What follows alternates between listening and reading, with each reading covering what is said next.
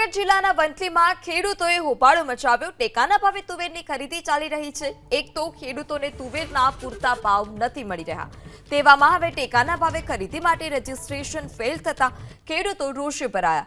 જૂનાગઢ જિલ્લામાં અંદાજે 2500 ખેડૂતોનું રજીસ્ટ્રેશન ફેલ થયું। ખેડૂતો અનુસાર તુવેરની ખરીદીનો બજાર ભાવ 1400 રૂપિયા છે, જ્યારે ટેકાનો ભાવ 1510 રૂપિયા જ મળે છે।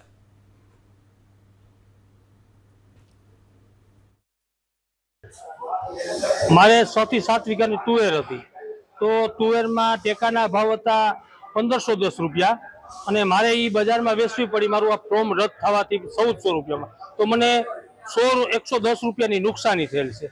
તો હવે વિનંતી કરું સરકારશ્રીને કે આ વસ્તુમાં છે ને તમે સંજોગમાં જવાબદારી તમારી આવશે। આખી જૂનાગઢ જિલ્લાના રદ ફોર્મ ઝાઝા થયા છે, બીજે કોઈ જગ્યામાંથી કઈ રદ ફોર્મ ત્યાં નથી। તે બદલ આ વાતચીત કરું તો એનો કોઈ પણ નિવેડો રસ્તો તમારે કાઢવો જરૂરી ખાસ છે। વિનંતી। મારે 6 વીઘાની તુવેર વાવેલી છે। ટેકામાં હું તુવેર લઈ આવ્યો છું। ટેકાના ભાવ 1510 છે, બજારમાં 1400 રૂપિયા છે। તો મારે આ ફોર્મ ફેલ થયું છે। તો સર્વે ખેડૂતને આ રીતે જો ફેલ થાય ફોર્મ, તો 100 રૂપિયા મણે તૂટે તો બધા ખેડૂતને નુકસાની ભોગવવી પડે ને। તમારા જેવા અનેક ખેડૂતોના જે રજીસ્ટ્રેશન ફેલ થયા છે, આ વિશે તમે શું કહેશો? અમારા જેવા ઘણા ખેડૂતને આ રીતે ફેલ થયા તો નુકસાની કેટલી ભોગવવી પડે છે। તો સરકારશ્રીને અપીલ કે આ સુધારા કરે। આ બધી ઇન્ટરનેટ માધ્યમ દ્વારા ખેડૂતોએ તુવેર વાવી નથી એવા આદેશો કરવામાં આવ્યા છે, અને એને કારણે ખેડૂતોના રજીસ્ટ્રેશનો રદ કરવામાં આવ્યા છે। અને લગભગ ગુજરાતની લગભગ તમામ મંડળીઓમાં જે રજીસ્ટ્રેશન થયા છે એમાંથી 50% ખેડૂતોને રદ કરવામાં આવ્યા છે। એટલે અમારી ભારતીય કિસાન સંઘની માંગ છે કે તાત્કાલિક અસરથી આ રદ થયેલા ખેડૂતોની તુવેર ચૂકવવામાં આવે, કારણ કે એને તલાટી મંત્રી પાસેથી આધાર પુરાવો રજૂ કરેલો છે કે એના ખેતરની અંદર તુવેર વાવેતર થયેલ છે।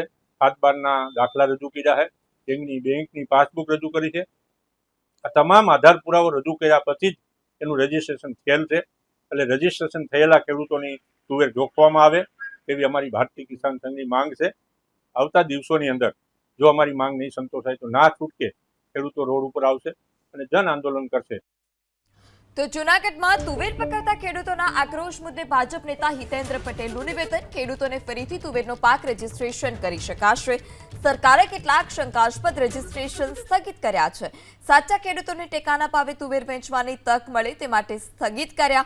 ખેડૂતોને ટેકાના ભાવે મગફળી વેચી હતી, તે જ પોર્ટલ પર તુવેરનું રજીસ્ટ્રેશન કરતા ક્રોસ વેરિફિકેશન રજીસ્ટ્રેશન રદ કર્યું છે। જે પણ લોકોના રજીસ્ટ્રેશન સ્થગિત કરવામાં આવ્યા છે એમાં ચકાસણી કરતા એવું માલુમ પડેલ છે કે અગાઉ એમણે મગફળી ટેકાના ભાવે વેચી હતી। નાફેડના ઈ સમૃદ્ધિ પોર્ટલ પર મગફળી જેમણે વેચી છે એ જ લોકોએ ફરીથી એ જ પોર્ટલ પર તુવેર માટે રજીસ્ટ્રેશન કરાવ્યું છે। તો એનું ક્રોસ વેરિફિકેશન થતાં એ ડુપ્લિકેટ માલુમ પડતા એટલા એ રજીસ્ટ્રેશન આપણે રદ કર્યા છે। પરંતુ ક્યાંક ને ક્યાંક એકના એક ખેડૂતના વાસ્તવમાં જો એનું તુવેરનું વાવેતર હોય અને એને જો રજીસ્ટ્રેશન કરાવેલું હોય તો ફરીથી એ ખેતીવાડી વિભાગના અધિકારી પાસે એની ચોકસાઈ કરાવી અને ફરીથી એનું રી રજીસ્ટ્રેશન કરાવી શકશે।